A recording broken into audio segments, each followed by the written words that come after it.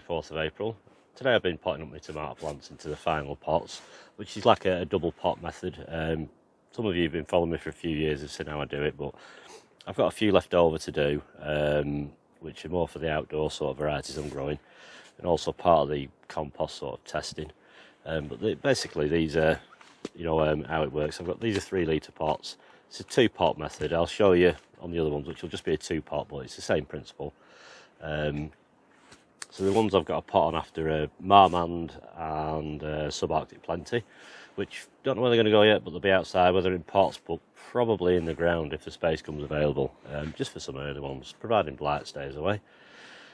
They're just a bonus one, really. But they're obviously the early stage, and they've been part of sort of testing a few things, and yeah, there's some results, to be honest. Been quite surprising, obviously for the money, but I wasn't surprised. As some of you know, I'm not a big fan of real sandy, soily sort of compost, loam based, and these ones, they don't look the healthiest.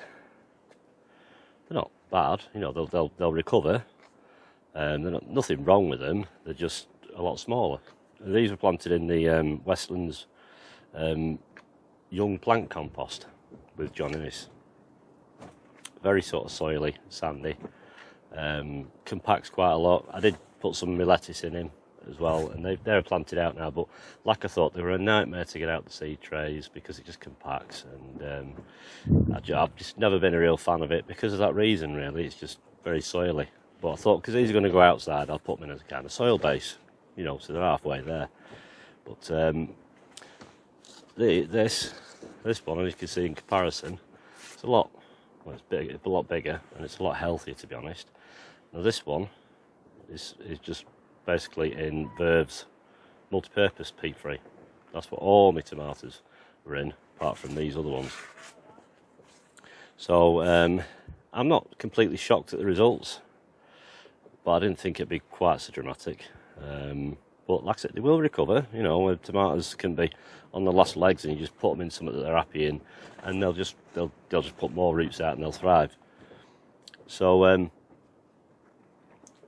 yeah, so that's the result. As I say, I've never personally been a real fan of that. Anything sort of really loam based. It's okay for things like potatoes and good root veg, but I find things like fruits and lettuce, they need a good airflow to the roots. They don't like being compacted. They need something that can get the roots through nice and easy. So I am going to be potting these on into different composts. All these are me sort of main ones that I'm keeping, and I've had a bit of a gamble. These are all in my own compost. It took a while to put it through a sieve because it's quite chunky and everything like that, as homemade compost can be. It's not really perfectly ready. It's a bit stodgy, when it gets wet, but I've put some perlite in it to open it up. So it's a gamble, if there's something bad in it, which there shouldn't be, because it's not like it's a nice mix. It's just whatever's kitchen scraps and stuff like that that's gone in, sort of end of last year, and any veg scraps, potato tops, they all went in. Tomato plants, everything went in there.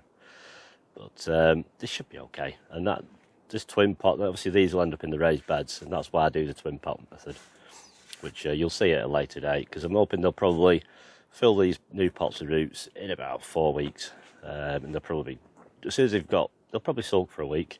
They might droop a bit, but usually they'll perk up. Once they start getting new roots in, they'll be off. So we'll pot some of the other ones on, and they should recover, but it gives a good judgment of how things carry on. So we'll get on with that now. Right, so I've got 8 that I'm going to pot on. Whether I grow in full term is another thing or not, but it's like I say, while I've got a bit of space, I can sort of test things out and see how things go. But Subarctic Plenties I've grown outside before, as same with the Marmand. Subarctic Plenty I used to grow all the time. It's like a little hedgerow of them. So I used to be able to get about 8 or 10 in the ground. And I stopped growing them and just mainly concentrated on polysummer ones. But I had some old seed saved from, I think it was 2014. I managed to get 1 to germinate last year. and that was strictly just to get some of my own seed. So I've got full replenished seed, so all the subarctic plenties are my own seed. The marmand, the seeds were a present from someone a couple of years ago, so they germinated. So what I usually do on the ones that I grow outside, I like to use the tall pots usually, and I'll plant them sort of right down, and that's basically so you get a big long root system. Some of them obviously even longer. It's like an 8-inch pot, that. So when it's in the ground, you go and plant it in. It's got a big deep root ball, and it just basically webs out into the outer soil. So if you've got loose soil on the top, it's still got roots deep down, and it anchors them in, and they just tend to do really well. There's no harm. These will be good down. It'll just find water. They are quite fast at putting roots out, tomatoes are. So the twin pot method, it's off a knife or a pair of scissors. Just be careful you don't cut yourself. They don't have to be exactly the same, but as long as they kind of fit in one another to a degree. Choose which ones you want to have inside. And I like this one because it's got holes that are recessed as well. So they're flat on the deck and these ones aren't. But it just allows for drainage. There's nothing wrong with these, it's got side holes in. There's nothing wrong. It's up to you. It doesn't really matter. So I'm going to put that one with a flat bottom on the inside. Now, on a lot of pots there's a bit of like a line on it at the bottom.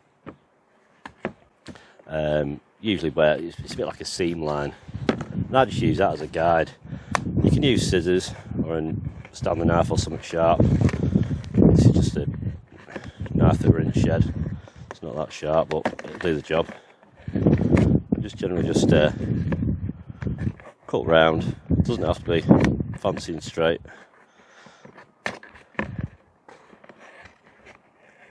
And this method's good for if you're going to keep the plant in the pot full term. That's fine, because you can just sort of pull this inner pot out. Once you can see roots at the bottom, you can pull this inner pot out carefully and then plant it in its final place, leaving the rest of the plant in this inner pot, and it'll put new roots out into the soil.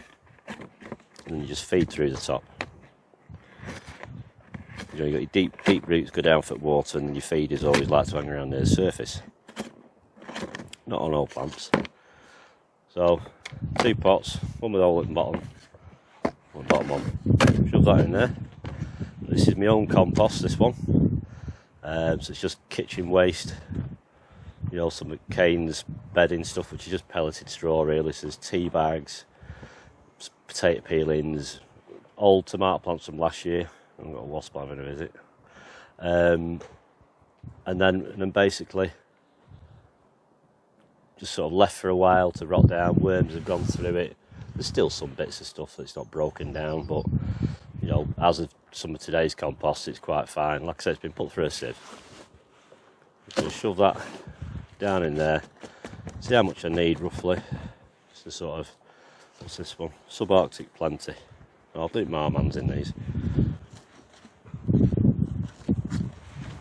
So the marman. So I'm going to bury it quite deep down. There is another way you can do this if you want. You can sort of like get yourself a pot, sort of similar sort of size. You don't have to do this. You can put that in. It's very windy today. It's nice to get the tomatoes out in a little breeze, but today's a bit much. You might have a bit of a sulk after. It's not a cold wind anyway. But it does help sturdy them up.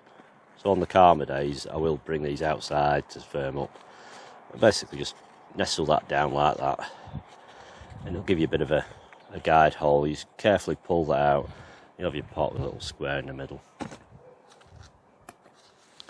Tap your plant out. So it's not root bound.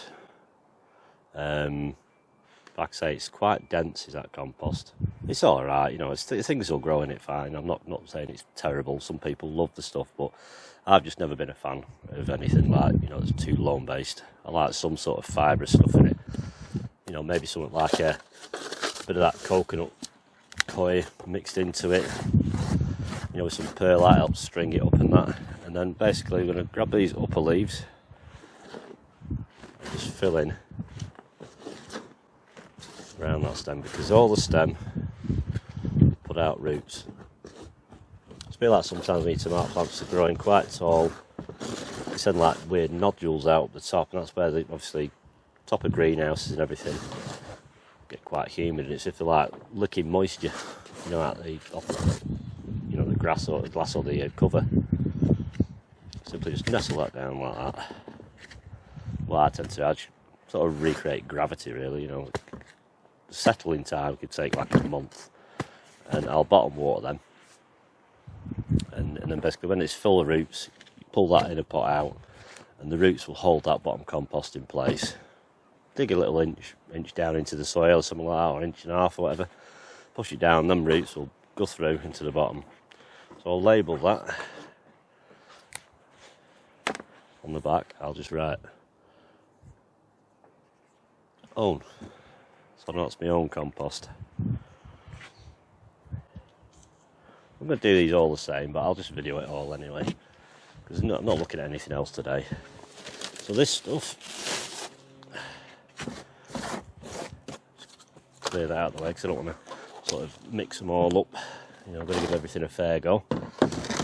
This is the Westlands Young Plant compost, stuff that they're already in. I put perlite in it just to open it up a bit. Like I say, it reminds me a bit like ready mix. You know, like you could point some bricks up with it. But you know, people swear by it. So just for me, it's not the greatest. But you know, never mind. Same again with that. Drop some in.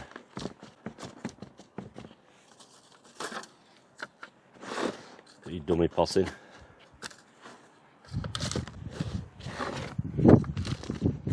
You know, if you've got a really leggy plant, it doesn't matter, just bury it all the way in.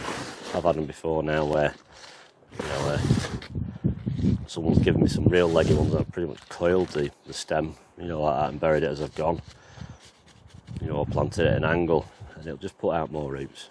Don't worry about it. Tomato plants are good like that. They're very forgiving on the potting on stages, usually.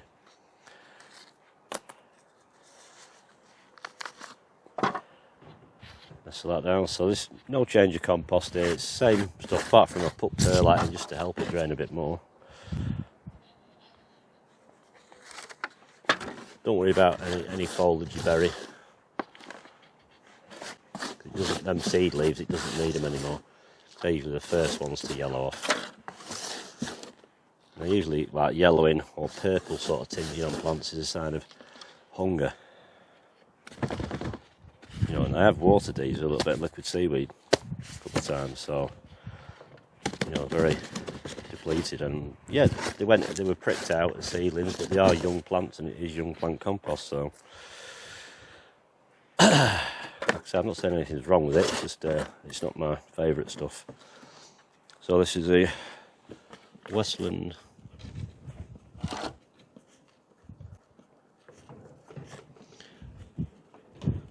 young plant.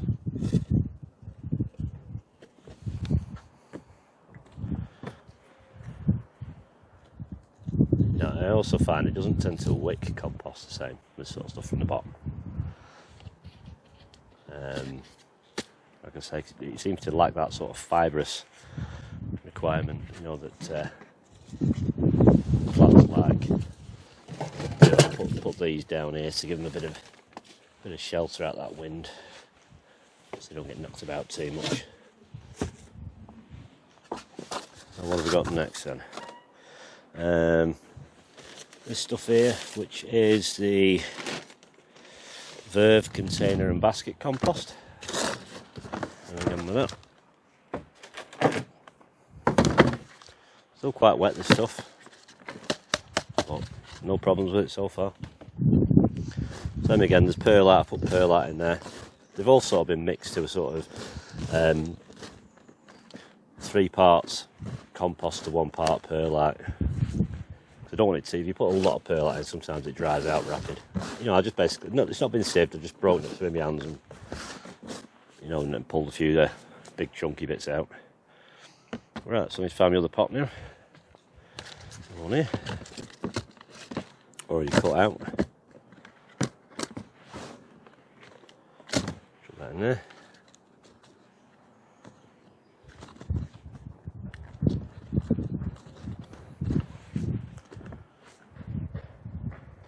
So I'll do this, and then we'll have a look at them all after when they're all done. 5.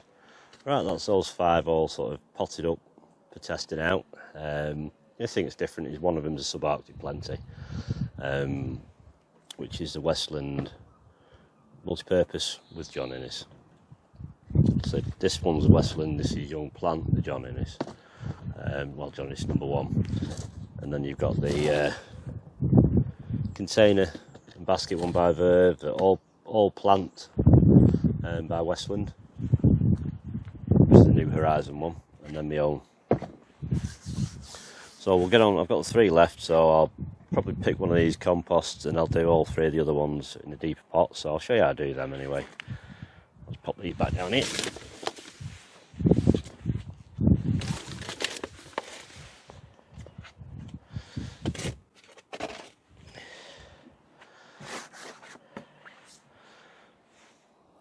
One, 2, 3, 4. Right, so what I'll do, I've got a little bit of my own compost left in here. That can get thrown into the equation as well. I've got some of this basket and container compost left. Should have about enough. If not, then I'll use one of the other ones. So it's quite wet, still worms in it. So this isn't being part of the test at all, this is just use it up. So it's quite wet.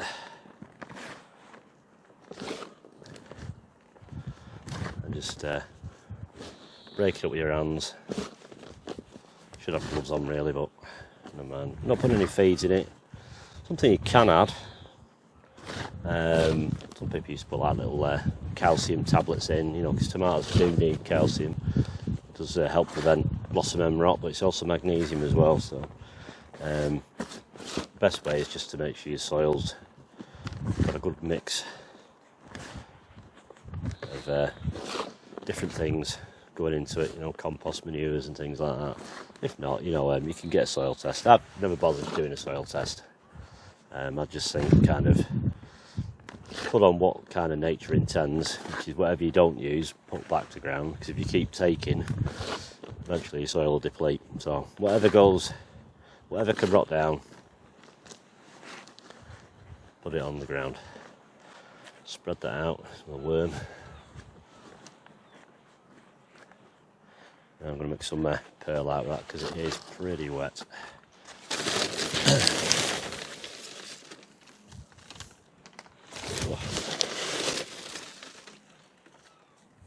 Not the best thing to do on a breezy day.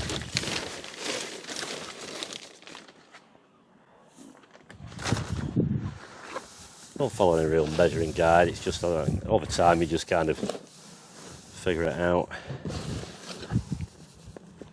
But yeah, I was kind of surprised at the results on that compost because I did actually put vermiculite in that as well.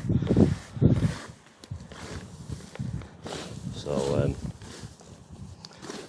I don't know. But like I say, it's only my opinion, you know, and I've never been a real fan of that style of compost. So other people swear by it. But I'm not saying I'll never use it, you know, because certain things it'll do great for. I quite imagine if you were growing potatoes in it, or carrots, you know, because it's not full of stones.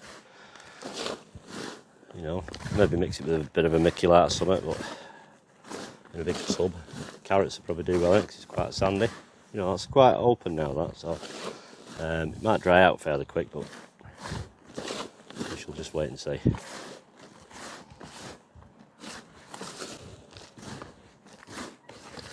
So should have right enough there. I'll use these pots, 3 of these. These are probably, what, 8 inches, something like that they are. I don't know if we can get them apart. They've not been out. They've been used for a few years, these ones. So it's kind of working out. I mean, I'm going to plant them quite a bit down.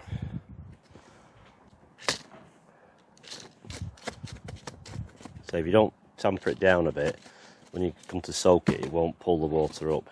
Okay, not really forcing it down, but you've got to make sure that there's ample there, down a bit deeper that. So you can imagine like this way the top of the soil's going to go, so there'll be a good root ball.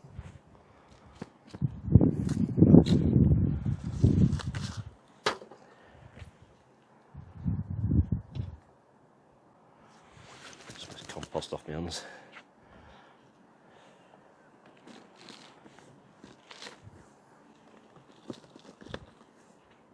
It doesn't matter if you get some compost on the upper foliage, it doesn't. So you can't baby your plants.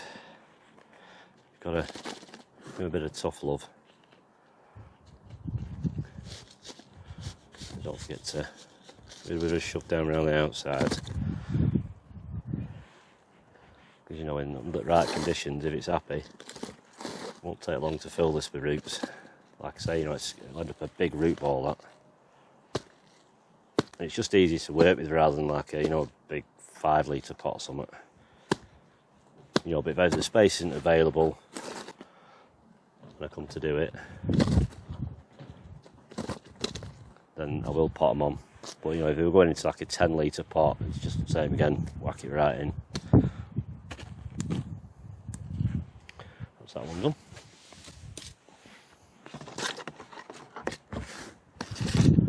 You know, I'd be quite happy using this mix for cucumbers, peppers. I mean, you can put a bit of calcified seaweed in if you wanted to and things like that. It's a good time to do that sort of thing early on.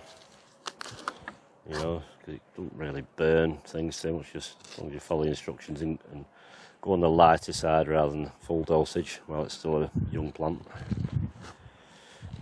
But all that stem that's buried will begin to put roots out. So I'll soak it from the bottom,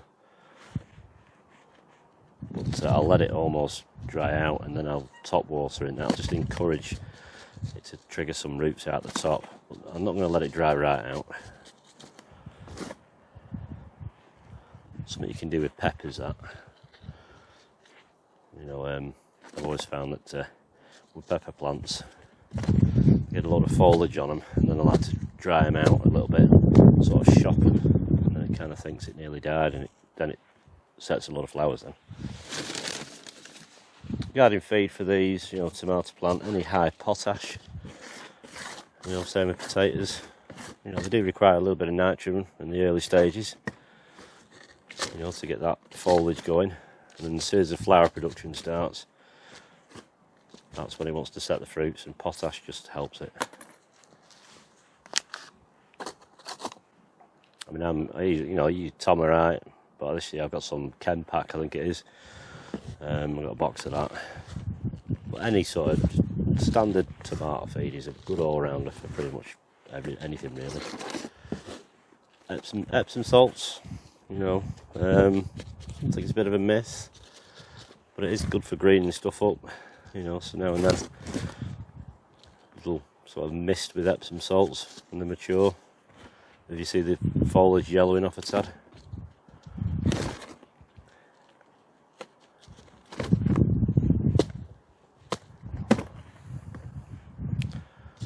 So fingers crossed, everything will grow okay.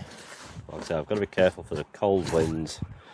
You know, I could be out somewhere and a cold wind coming at these, and that's the end of them. They won't recover. As soon as it's been attacked too much, as long as a little bit showing, it will recover. But if it gets completely frazzled on top, it's game over. You know, but don't worry. Shops still have plants in, so no shame in buying plants if there's been a mishap, because sometimes the weather forecast isn't always gospelly true. On that note, thanks for watching, take care, and I'll see you in the next video. See you now, bye bye.